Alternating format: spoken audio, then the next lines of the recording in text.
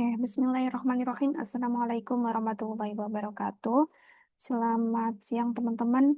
Hari ini kita sudah masuk pertemuan ketujuh untuk materi kita hari ini tentang etika berinternet ya. Jadi ketika kita berselancar di internet itu ada etikanya, ada peraturan yang harus kita penuhi agar sama-sama saling eh, memenuhi hak asasi manusia ya sebagai warganet.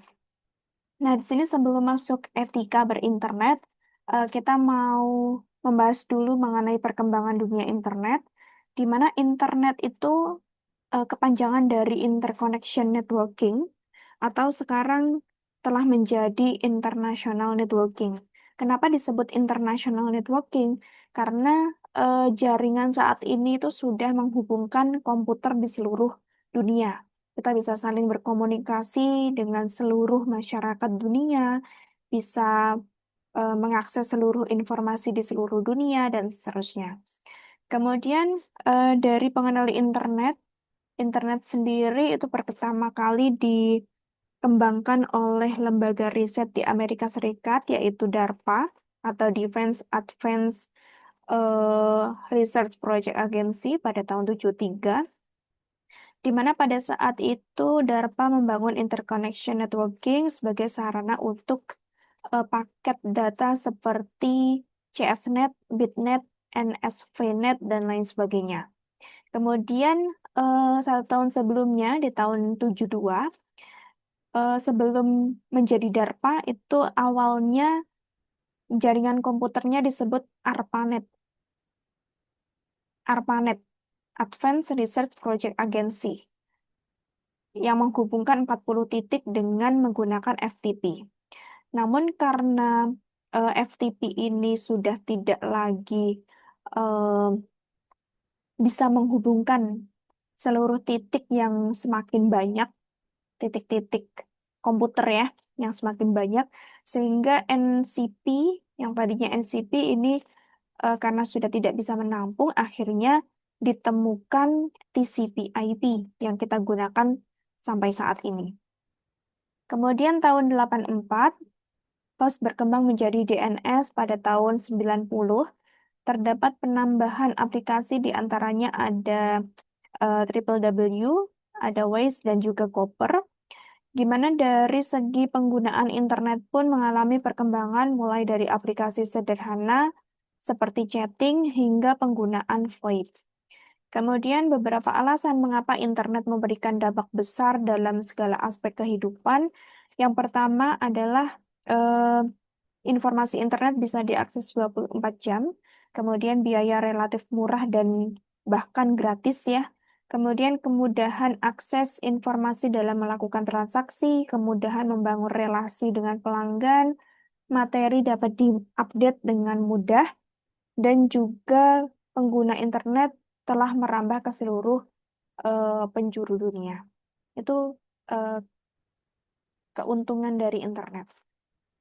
Kemudian karakteristik dunia maya. Jadi ciri-ciri dunia maya itu menurut Dyson tahun 94, yang pertama adalah pastinya beroperasi secara virtual atau secara maya.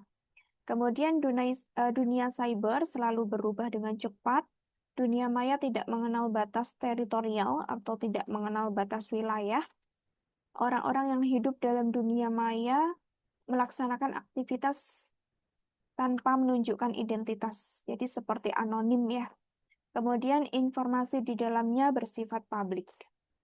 Kemudian pentingnya etika di dunia maya. Ini kenapa sih kita hidup di dunia maya, kita beraktivitas di dunia maya juga harus beretika.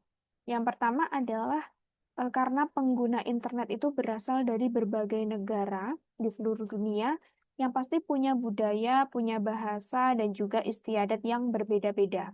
Sehingga untuk menyatukan keberagaman ini ada aturannya, ada etikanya supaya kita bisa saling menghormati, saling menghargai ya. Kemudian yang kedua, pengguna internet merupakan orang yang hidup dalam anonymous. Anonymous itu tanpa harus menunjukkan identitas. Jadi, meskipun kita bisa beraktivitas tanpa menunjukkan identitas, kita harus tetap beretika. Kemudian, bermacam fasilitas di internet memungkinkan seseorang untuk bertindak etis ataupun tidak etis. Karena banyak sekarang ya kejahatan di dunia maya, bahkan hal-hal yang melanggar aturan, sehingga penting adanya etika ini. Kemudian harus diperhatikan bahwa pengguna internet akan selalu bertambah setiap saat, yang memungkinkan masuknya penghuni baru. Untuk itu, mereka perlu diberi petunjuk agar memahami budaya internet. Kemudian contoh etika berinternet. Etika berinternet itu disebut netiquette. Net it, eh, etiquette ya, atau netiquette adalah etika dalam berkomunikasi menggunakan internet yang sudah ditetapkan oleh IETF, the Internet Engineering Task Force, yaitu komunitas masyarakat internasional yang di dalamnya ini terdiri dari perancang jaringan, operator, penjual, dan juga peneliti yang terkait dengan evolusi arsitektur dan juga pengoperasian internet. Kemudian salah satu etika yang ditetapkan oleh IETF yaitu netiquette one-to-one communication atau etika berinternet, komunikasi satu dengan satu yang lain, antar individu maksudnya, di mana di sini ada beberapa contoh komunikasi via email yang dilarang. Jadi kalau kita berkomunikasi di internet, kita membuat surat di internet, hal-hal yang dilarang itu diantaranya jangan terlalu banyak mengutip. Kemudian perlakukan email secara pribadi, hati-hati dalam menggunakan huruf kapital, kemudian jangan membicarakan orang lain, jangan menggunakan carbon copy atau CC, jangan gunakan format HTML, dan jawab secara masuk akal. Kemudian tips aman berinternet, termasuk salah satunya kita harus bijak dalam memberikan data pribadi di medsos ya. Karena untuk peraturan perlindungan data pribadi ini sudah diatur dalam PP atau Peraturan Presiden Nomor 82 Tahun 2012 tentang penyelenggaraan sistem dan juga transaksi elektronik atau PSTE, di mana institusi atau perusahaan yang mengelola database pribadi konsumen ataupun penggunanya itu disebut sebagai data controller atau disingkat DCO. Nah, jadi DCO itu adalah perusahaan yang mengelola database pengguna atau konsumen. Misalnya mahasiswa itu punya data kan ya, dikelola oleh universitas. Berarti universitas itu juga termasuk DCO. Di sini DCO bertanggung jawab melindungi data pribadi konsumen sebagai pemilik data. Kemudian setiap perlakuan terhadap data dari seorang klien harus diberikan secara bebas atau berdasarkan keinginan atau tanpa tekanan, dengan kata lain harus dengan persetujuan atau izin dari klien pemilik data. Jadi meskipun konsumen itu memberikan datanya secara cuma-cuma ya, misalnya dari pembelian, kemudian otomatis kan datanya masuk ke perusahaan. Meskipun begitu, sebagai perusahaan yang beretika, eh, data-data konsumen itu kita jaga dengan benar, kita jaga kerahasiaannya, kemudian tidak boleh diperjualbelikan apalagi disalahgunakan ya. Dan harus dengan persetujuan klien kita atau konsumen kita. Kemudian ada seorang pengguna sosmed, website, ataupun e-commerce memiliki hak privasi. Jadi konsumen itu ketika menggunakan e-commerce, menggunakan website, menggunakan medsos, itu punya hak privasi. Di antaranya adalah data pribadi boleh dihapus atau diremajakan. Jadi tergantung konsumennya pengen datanya dihapus, ya berarti perusahaan harus menghapus data tersebut. Atau mau diremajakan, misalnya ada pembaruan. Kemudian yang kedua, agar data privasi dilindungi kerahasiaannya. Apalagi khususnya untuk informasi yang sifatnya mengidentifikasi atau identifier, seperti nama, kemudian NIK, nomor ID, lokasi, identifikasi dari faktor fisik, kemudian dari genetik, mental, agama, sosial, budaya, ekonomi seseorang, itu juga harus dilindungi kerahasiaannya. Kemudian yang ketiga, agar perekaman, penggambaran, dan analisa atas profil suatu objek harus seizin dari pemilik data tersebut. Sehingga data subjek termasuk segala bentuk personalisasi, prediksi mengenai kinerja, pekerjaan, ekonomi, keuangan, kesehatan, referensi personal, interest, hobi, kelakuan, lokasi, dan pergerakannya itu harus seizin dari pemilik data. Jadi misalnya data konsumen itu mau diolah gitu ya untuk prediksi, itu harus seizin dari konsumennya, apakah diperbolehkan atau tidak. Apalagi kalau menyangkut ini tadi personalisasi, menyangkut pekerjaan mereka, ekonomi, keuangan, hobi, kelakuan, kemudian interest mereka, lokasi, dan seterusnya. Kemudian tips dari perusahaan akuntabilitas, perusahaan DCO ya tadi yang mengelola data konsumen, agar bisa menjaga data pribadi konsumen atau masyarakat, yang pertama adalah tipsnya DCO wajib menjaga keamanan terhadap pembocoran data pribadi atau data breach. Kemudian DCO memproses data konsumen dengan cara sah, tidak melanggar hukum, fair, dan juga transparan. Kemudian DCO menjamin ketepatan, akurasi data konsumen, tidak kadaluarsa, up to date, terus diperbarui.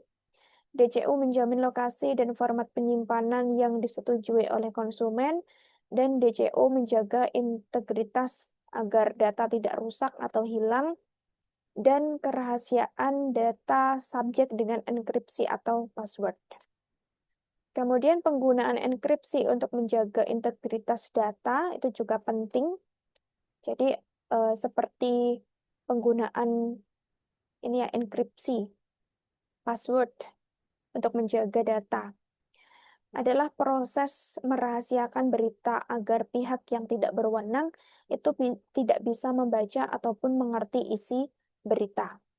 Misalnya data-data terkait dengan nomor ID itu biasanya diprivasi ya, nama konsumen itu juga diprivasi. Sehingga selain perusahaan itu tidak bisa mengakses berita ataupun data-data tersebut. Kemudian sebuah konversi dari tulisan yang bisa dibaca manusia atau plain text menjadi tulisan yang diacak atau ciphertext menggunakan kunci itu disebut enkripsi. Jadi ada proses konversi tulisan yang tadinya tulisannya bisa dibaca manusia hingga menjadi tulisan acak yang hanya bisa dimengerti oleh mesin ya. Kemudian ada proses konversi dengan mengembalikan ciphertext menjadi plain text, itu disebut sebagai dekripsi. Jadi proses pengembalian tulisan dari ciphertext, tulisan yang sudah diacak tadi, kembali ke tulisan yang bisa dibaca oleh manusia atau plain text. Kemudian ada cryptanalysis. Cryptanalysis itu cara untuk mendapatkan kembali informasi yang sudah dienkripsi. Jadi seperti proses pengembalian tulisan ke original. Jadi yang tadinya tulisannya acak dikembalikan ke tulisan yang bisa dibaca oleh manusia. Itu namanya kriptanalis. Kemudian ada dua kunci ya di sini.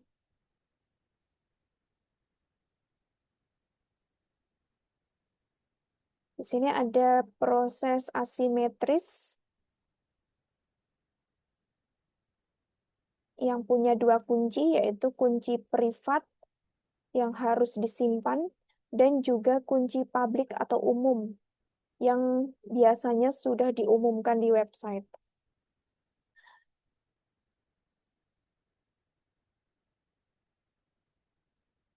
Nah, untuk kunci sendiri, ini ada dua jenis kunci ya.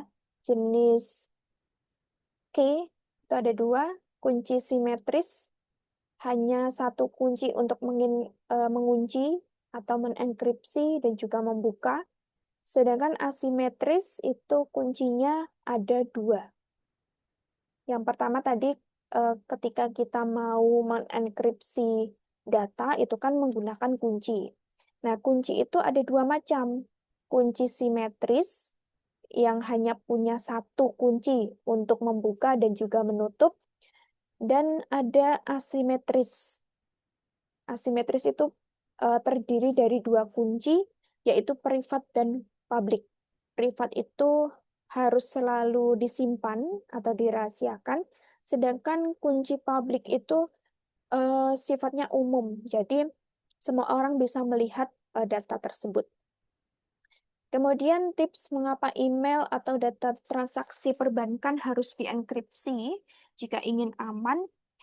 Yang pertama adalah kerahasiaan atau confidential terhadap upaya penyadapan, kemudian integritas atau integrity agar data tidak diubah, dihapus, ataupun diganti, kemudian autentikasi dari data agar pengirim terverifikasi, tidak anonim, dan juga jelas.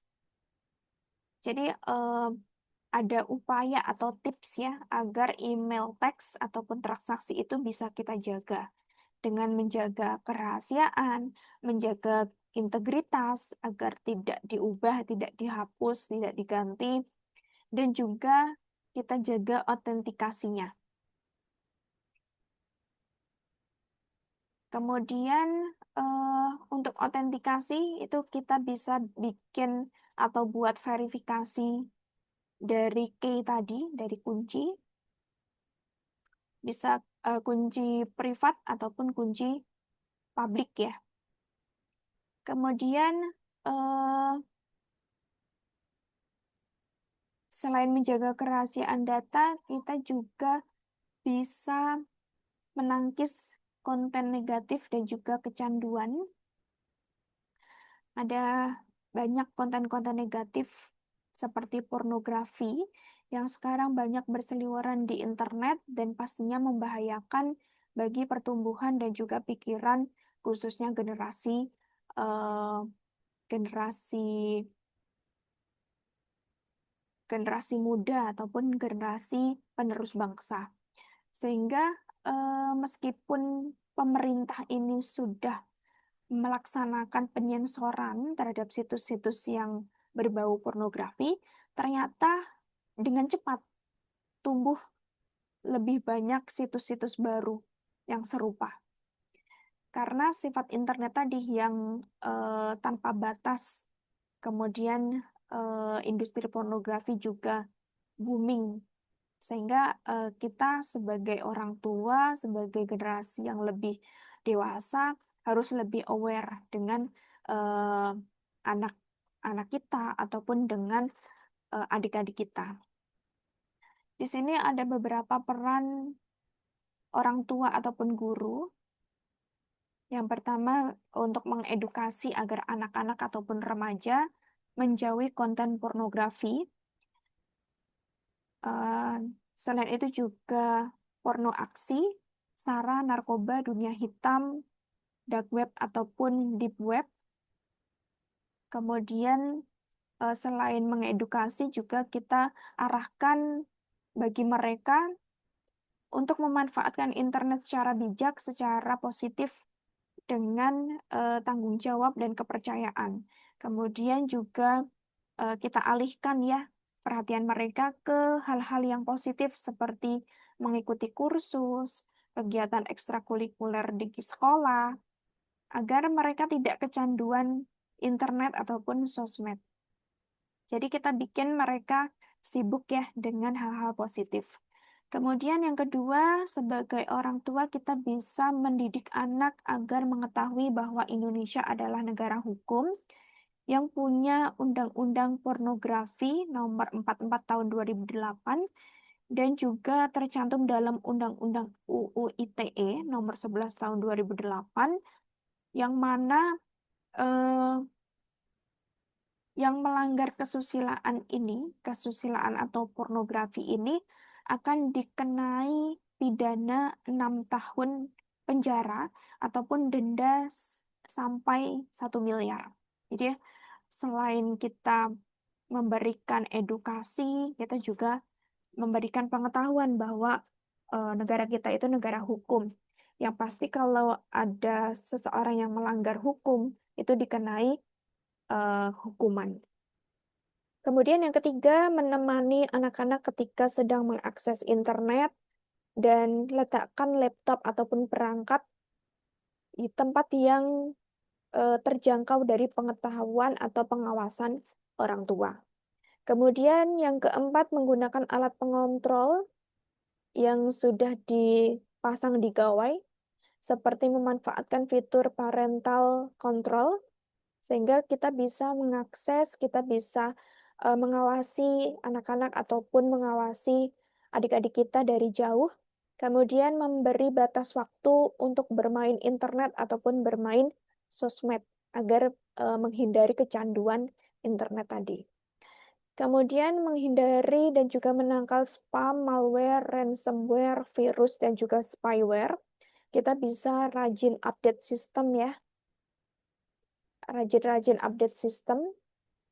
Kemudian gunakan ataupun kita bisa update antivirus, anti spam, anti spyware, anti worm untuk PC kita. Kemudian rajin untuk backup data, foto ataupun berkas penting di flash disk, hard disk ataupun di Google Dropbox yang kesambung internet ya. Ataupun kita juga jangan terbiasa klik-klik website ataupun download file-file yang tidak dikenal atau tidak ilegal ya. Karena biasanya virus, malware, ransomware itu disisipkan di file-file ataupun link-link tersebut. Jadi hati-hati kalau kalau teman-teman dikirimi link-link yang tidak jelas asal usulnya dari mana, dikirimi file-file yang formatnya APK atau aplikasi, itu hati-hati sekali jangan di-download atau jangan diklik.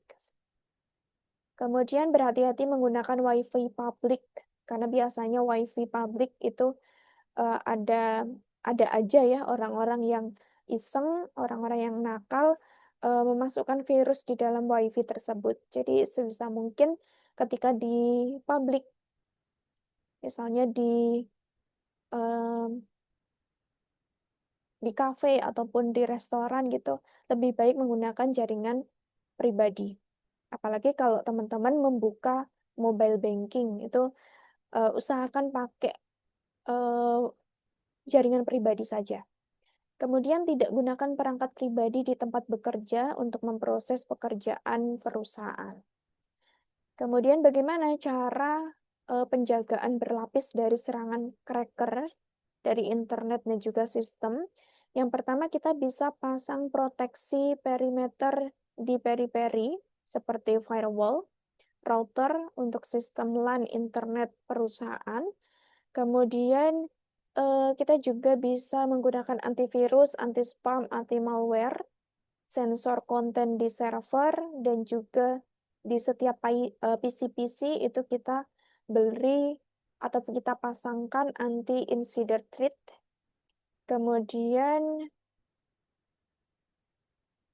yang terpenting kita selalu backup data ya, gitu, untuk mencegah atau menjaga dari serangan cracker. Kemudian bahaya dan cara menghindari penipuan phishing dan juga social engineering di internet. Social engineering atau SOSENG itu adalah metode penyamaran. Jadi seperti ada orang yang menelpon seseorang menyamar menjadi orang yang dia kenal untuk menipu. Contohnya seperti menyaru atau menyamar sebagai bos perusahaan yang menelpon admin web atau satpam untuk mendapatkan informasi rahasia terkait password, kemudian data-data penting perusahaan lainnya. Di mana modus SOSENG itu dia mengaku sebagai customer service juga. Jadi ada juga yang mengaku sebagai customer service dari bank tertentu, di mana dia meminta informasi pribadi seperti PIN ataupun data pribadi lainnya. Itu teman-teman hati-hati sekali kalau ada telepon yang tidak dikenal nomornya ya. Kalau bisa jangan langsung diangkat, karena apalagi sekarang zamannya AI, itu banyak sekali penipuan-penipuan. Jadi kalau ada yang mau telepon, sebisa mungkin untuk ngechat kita terlebih dahulu ya, WA dulu kalau mau telepon seperti itu. Jadi kita punya batasan. Kemudian tadi social engineering itu metode menyamar, sedangkan phishing itu upaya menyaru sebuah situs untuk melakukan penipuan. Jadi kalau metode social engineering itu orangnya yang menyamar sebagai seseorang yang dikenal oleh korban, sedangkan phishing itu eh, seperti situs yang menyaru seperti situs yang legal. Jadi ada situs ilegal yang dia menyamar seperti situs-situs legal. Misalnya di sini pernah ada kasus phishing klikbca.com yang yang mana si cracker itu menyaru klikbca.com dengan membuat situs yang mirip. Nah, di sini kan klik itu pakai K, kemudian K-nya besar. Di sini dia membuat situs yang mirip dengan hurufnya yang berbeda. Huruf pertamanya C dan C-nya kecil. Nah, di sini hati-hati teman-teman. Ada juga yang klik bca.com tanpa C ya, CLIK. Ada juga yang klik pakai strip bca.com. Jadi hati-hati kalau teman-teman mau mengakses situs-situs yang sekiranya terkait dengan keuangan, keuangan ataupun perbankan, hati-hati sekali. Usahakan situs tersebut memang benar ya.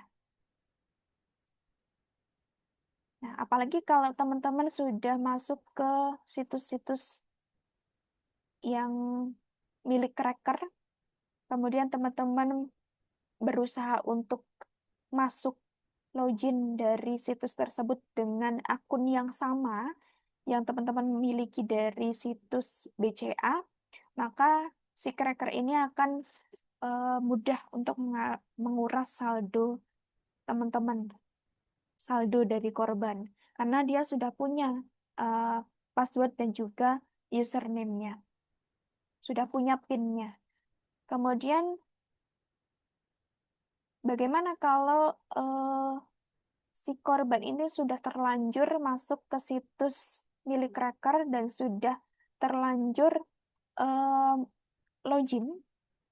Yang pertama adalah jangan panik dan tetap tenang untuk menghadapi serangan phishing. Kemudian segera hubungi call center atau datangi kantor perusahaan atau perbankan. Kemudian lapor ke polisi agar situs penyamar pelaku phishing segera diblokir. Dan ubah semua password serta semua informasi terkait login agar tidak bisa disisipi oleh cracker. Kemudian ada bisnis di bidang teknologi informasi. Ada beberapa alasan yang membuat bisnis itu perlu dilandasi etika, di mana selain mempertaruhkan barang dan juga uang untuk tujuan keuntungan, bisnis juga mempertaruhkan nama baik dan juga harga diri dari umat manusia yang terlibat di dalamnya. Seperti bukan hanya harga diri ataupun nama baik perusahaan, tapi juga nama baik konsumen mereka. Kemudian bisnis adalah bagian penting dari masyarakat, sehingga hubungan antara manusia, bisnis itu membutuhkan etika agar mampu memberi pedoman bagi pihak yang melakukannya. Kemudian yang ketiga, bisnis adalah kegiatan yang mengutamakan rasa saling percaya, sehingga etika ini akan menumbuhkan dan juga memperkuat rasa saling percaya antar perusahaan dan juga konsumen. Selanjutnya, ada beberapa hal yang menjadi prinsip dari etika bisnis. Menurut Sonny Keraf pada bukunya Etika Bisnis, yaitu membangun citra bisnis sebagai profesi luhur. Hal-hal yang disampaikan adalah ada prinsip otonomi, prinsip kejujuran, prinsip berbuat baik dan tidak berbuat jahat, prinsip keadilan, prinsip hormat pada diri sendiri. Kemudian ada beberapa kategori bisnis di bidang IT, seperti bisnis di bidang industri perangkat keras. Jadi, yang bisnis ini yang merakit perangkat keras, yang membuat atau memproduksi perangkat keras, seperti IBM, ada Kompak, dan seterusnya. Kemudian bisnis di bidang rekayasa perangkat lunak, ini kegiatannya analisis, desain, spesifikasi, implementasi, dan juga validasi untuk menghasilkan perangkat lunak. Contohnya ada perusahaan software, Adobe, dan seterusnya. Kemudian bisnis di bidang distribusi dan penjualan barang, di mana bisnis ini bergerak di bidang pemasaran produk komputer, baik vendor ataupun secara pribadi. Kemudian ada bisnis di bidang pendidikan teknologi informasi, seperti lembaga kursus komputer ataupun perguruan tinggi bidang komputer seperti Universitas BSI. Kemudian bidang pemeliharaan teknologi informasi, di sini seperti technical support atau spesialis maintenance atau teknisi. Jadi yang memelihara ataupun maintenance komputer. Kemudian tantangan umum bisnis IT, yang pertama tantangan inovasi dan perubahan teknologi yang sangat cepat, tantangan pasar dan pemasaran di era globalisasi, tantangan pergaulan internasional, tantangan pengembangan sikap dan tanggung jawab pribadi, serta yang terakhir ada tantangan pengembangan sumber daya manusia. Oke, mungkin itu materi hari ini terkait dengan pengenalan beretika di internet. Jadi, sebenarnya intinya kita beretika di internet itu sama seperti kita beretika di dunia nyata, di masyarakat, di daerah kita. Bagaimana kita berperilaku agar tidak merugikan orang lain dan juga menjaga hak asasi manusia yang lain. Mungkin itu saja materi dari saya yang bisa saya sampaikan. Untuk absensi jangan lupa silakan untuk absen di MyBest. Dan untuk sesi tanya jawab saya alihkan ke WA Group. Silakan nanti jika ada yang mau ditanyakan bisa langsung di chat di grup ya. Mungkin itu saja dari saya, kurang lebihnya mohon maaf. Wassalamualaikum warahmatullahi wabarakatuh.